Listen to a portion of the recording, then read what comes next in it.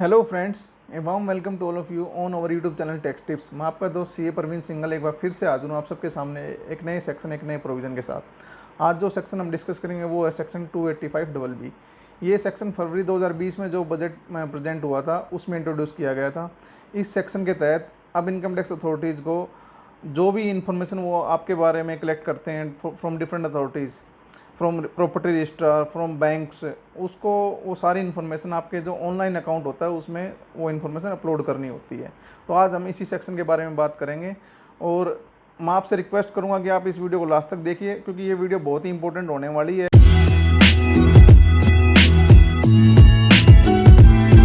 जी friends, ये जो section 285 double B है ये जो फरवरी 2020 में जो बजट प्रेजेंट हुआ था उसमें इंट्रोड्यूस किया गया था। इस अमेंडमेंट से पहले होता क्या था, income tax department different authorities से, बैंक से, प्रॉपर्टी रजिस्ट्रार से आपकी हाई वैल्यू ट्रांजैक्शंस की इन्फॉर्मेशन कलेक्ट करता था और उस इन्फॉर्मेशन कलेक्ट करके अपने सिस्टम के थ्रू जो भी आप आईटीआर फाइल करते थे उसकी मैचिंग होती थी उस इन्फॉर्मेशन के साथ। और अगर आपका कोई वाइड डिफरेंस मिलता था उस इन्फॉर्मेशन में और आपकी आईटीआर जो आपने फाइल की है उसमें, तो आपसे इंक्वायरी सॉर्ट होती थी और इंक्वायरी के बाद अगर उनको लगता है कि आपका केस स्क्रूटनी में डालना चाहिए तो आपका केस स्क्रूटनी में लगा दिया जाता था। बट उसमें दिक्कत क्या होती थी कि अभी तक जो एसएससी होता था उसको ये नहीं पता लगता था कि इनकम टैक्स डिपार्टमेंट को हमारे बारे में कौन कौन सी इन्फॉर्मेशन पता है।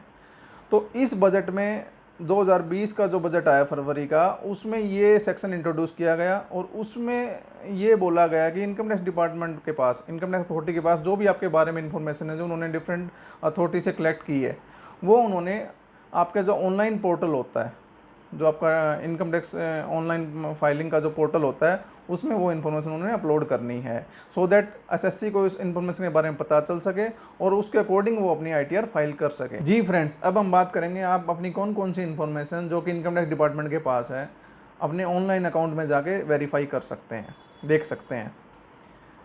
पीछे 28 मई 2020 को गवर्नमेंट ने एक रूल नोटिफाई किया था, रूल 114I।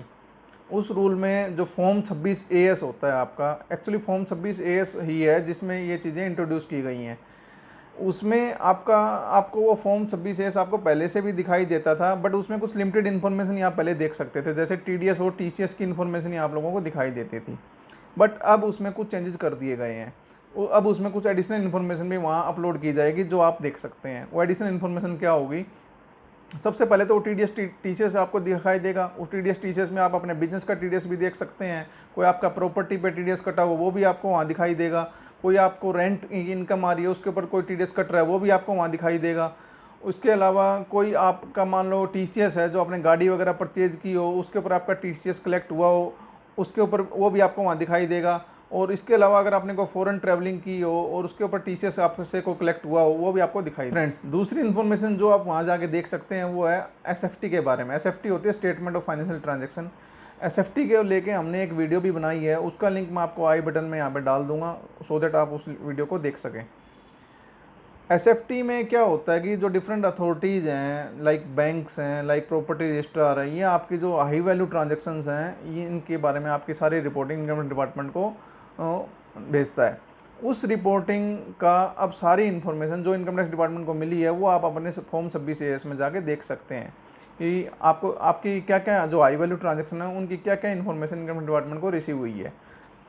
उसमें मेनली जो कवर होगा वो होगा कि भैया आपने जो 10 लाख से ऊपर अगर कैश जमा कराया सेविंग अकाउंट में, 50 लाख से ऊपर कैश विड्रॉ किया या जमा कराया करंट अकाउंट में, या फिर आपने 10 लाख से ऊपर किसी कंपनी के शेयर्स में इन्वेस्टमेंट की है, या फिर आपने 30 लाख से ऊपर की कोई प्रॉपर्टी परचेज की है, या फिर आपने 2 लाख से ऊपर कोई कैश में किसी को पेमेंट की है अपनी सेल या अपनी परचेज के रिगार्डिंग, अपनी जो बिजनेस की परचेज उसके रिगार्डिंग, वो सारी इन्फॉर्मेशन वहाँ पे आपको दिखाई देंगी जो कि इनकम टैक्स डिपार्टमेंट ने डिफरेंट अथॉरिटी से रिसीव किए हैं।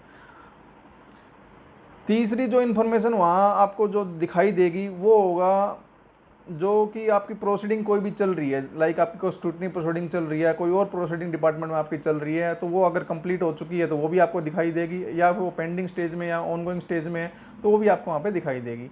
कुछ और इन्फॉर्मेशन भी अब आपको वहाँ पे दिखाई देंगी, जैसे कि आपने कोई भी टैक्स पे किया है या आपको कोई रिफंड मिला है। सबसे इंपॉर्टेंट, अगर आपकी कोई डिमांड आउटस्टैंडिंग है तो वो भी अब आपको वहाँ पे 26AS फॉर्म में दिखाई देगी। जी फ्रेंड्स, जो ये सेक्शन 285 है और रूल 114I है, ये एक बहुत ही वेलकम स्टेप है डिपार्टमेंट की तरफ से और एक ड्रास्टिक चेंज है जिसके थ्रू आप सारी इन्फॉर्मेशन वो देख सकते हैं जो कि डिपार्टमेंट आपके रिसीव करता है फ्रॉम डिफरेंट अथॉरिटीज़, जो भी आपकी हाई वैल्यू ट्रांजेक्शन उसके बारे में।